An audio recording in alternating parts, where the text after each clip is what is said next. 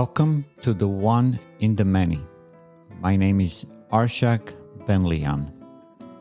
My purpose with the One in the Many podcast is to explore the process of integration as developmentally formative and therapeutically corrective factor in human psychology. The One in the Many is the study of how conscious life differentiates identity, integrates relation, regulates itself under constraint, and sustains direction through time. Subscribe to the One in the Many podcast and connect with me by writing to abenlian@oneinthemany.net.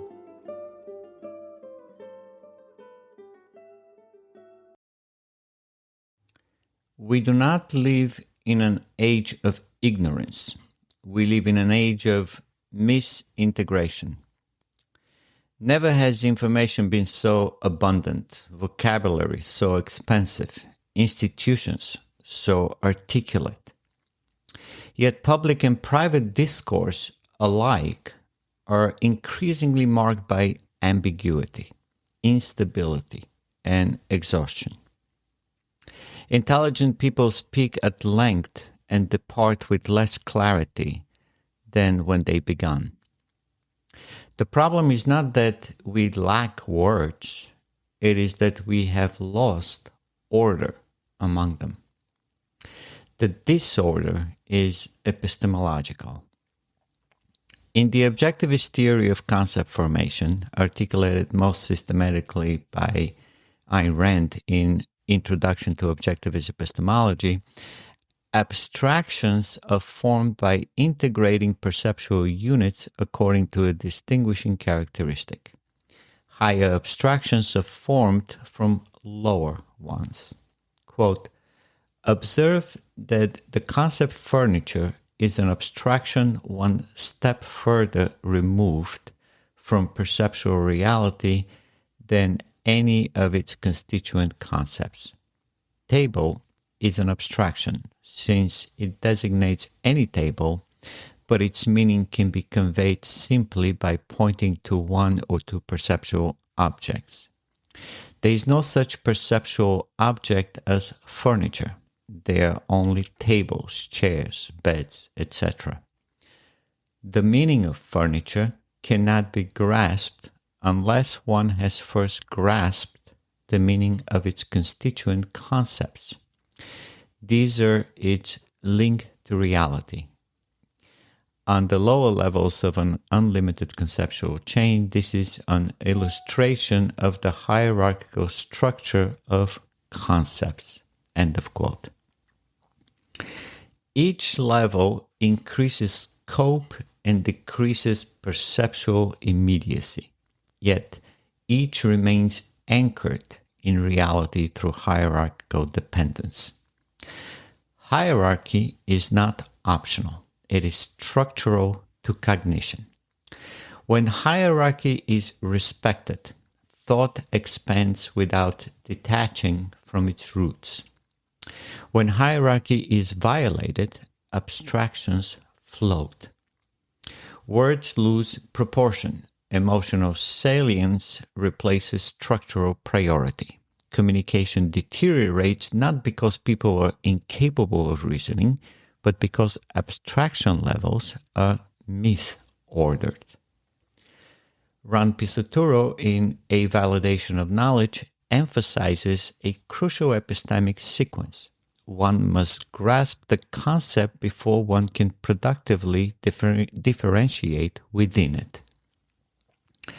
Conceptual focus precedes detailed discrimination. Without a stable conceptual frame, differentiation fragments, attention diffuses, precision collapses.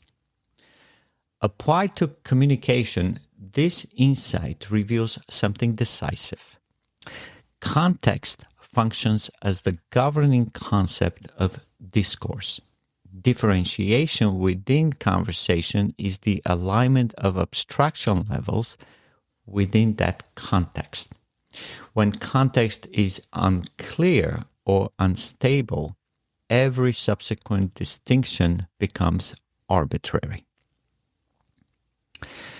To communicate integratively is therefore to establish context explicitly, anchor abstraction hierarchically, differentiate proportionally, and orient the discourse toward a defined end. The absence of any of these elements invites ambiguity. Yet, ambiguity in modern discourse is not merely accidental. It has become structurally stabilizing. We inhabit institutions that frequently operate through misintegration. By misintegration, I mean the maintenance of incompatible abstraction levels within a shared frame without hierarchical resolution.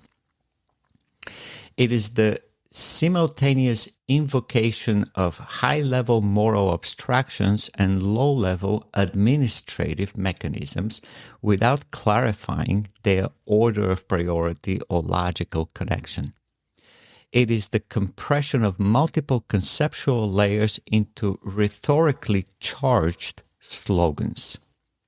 It is the subtle shifting of the domain's meat argument so that moral claims become procedural mandates, statistical trends become existential threats, and derivative values are treated as primaries. Consider the ubiquitous invocation of terms such as justice, equity, security, or democracy. These are high-level abstractions with broad contextual span. Yet they are frequently used without specification of referent, standard, or scope. The abstraction floats above its grounding structure. When later attached to concrete policies or institutional expansions, the connection remains implicit and therefore unchallengeable. The listener cannot evaluate the derivation because the hierarchy has never been made explicit. This is abstraction inflation. It increases rhetorical salience while decreasing epistemic accountability. Misintegration also operates through context switching. An argument may begin in the moral domain, shift to the psychological, and conclude in the administrative, all without acknowledgement. Because each domain operates with different standards of evaluation, the listener is deprived of stable ground. Differentiation becomes impossible because the governing concept is shifting beneath the surface.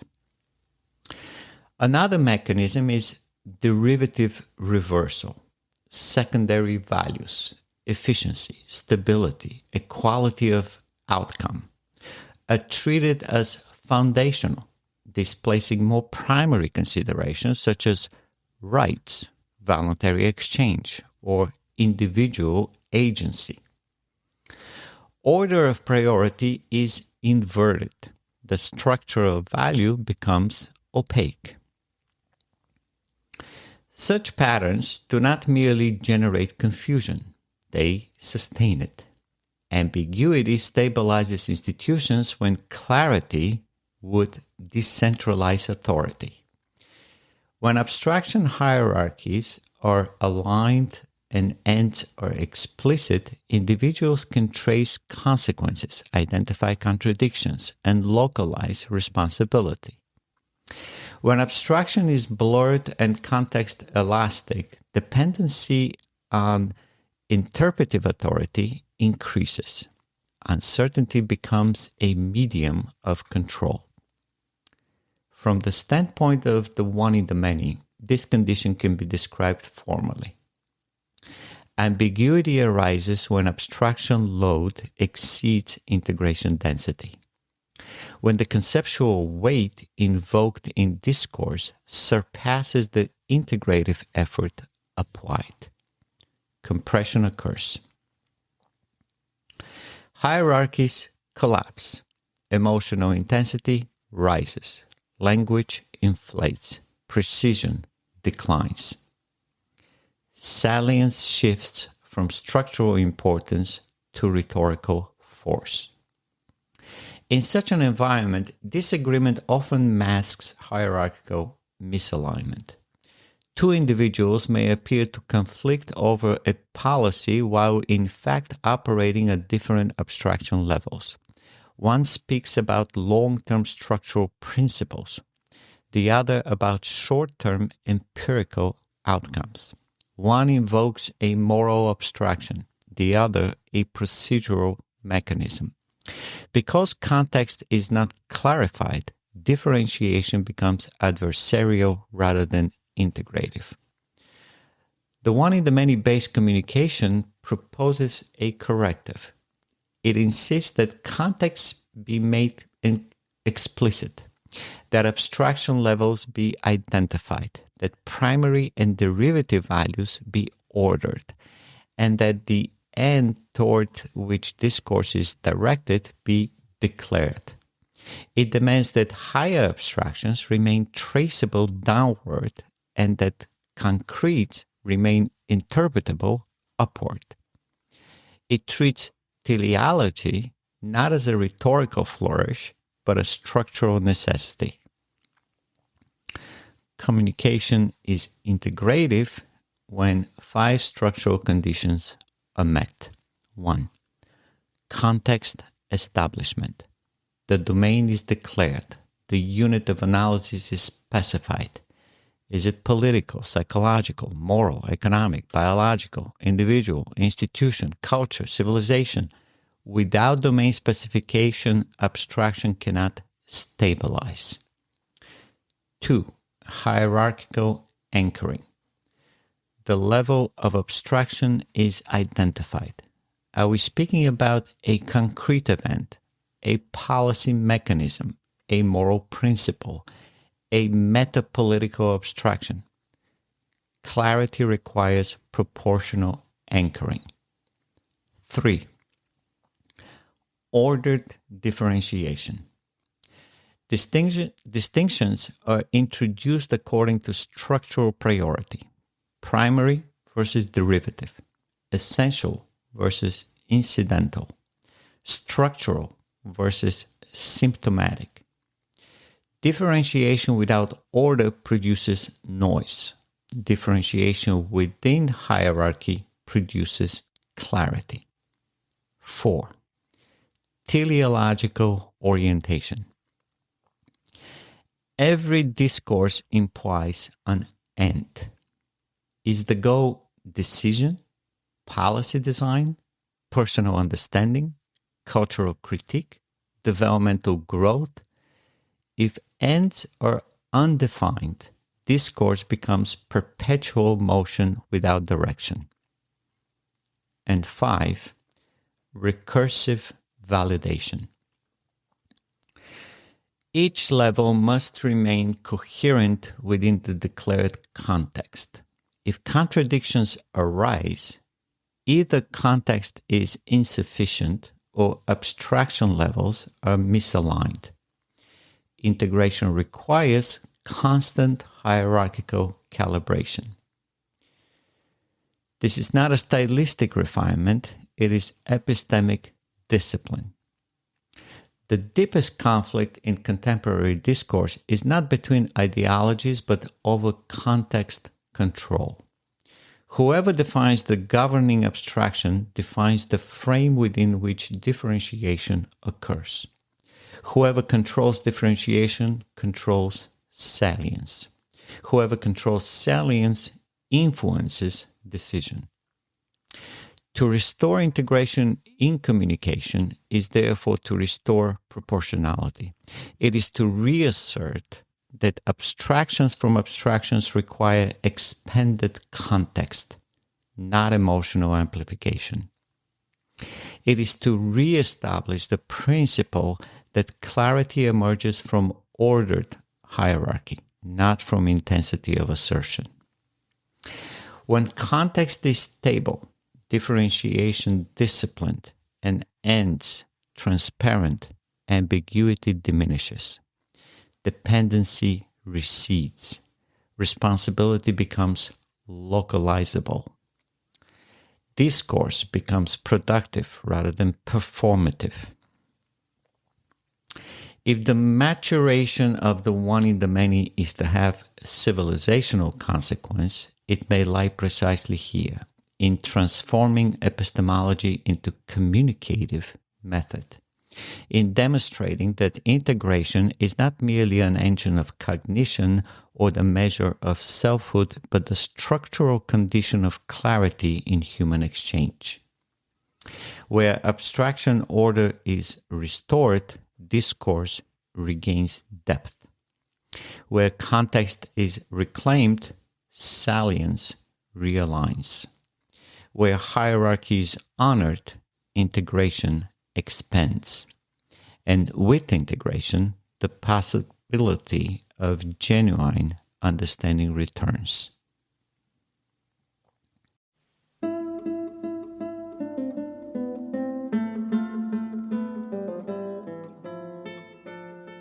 This is the one in the many. The principle of life is the process of integration from a single cell to an ideal human being. The story of life unfolds through integration, from a single percept to a library of knowledge.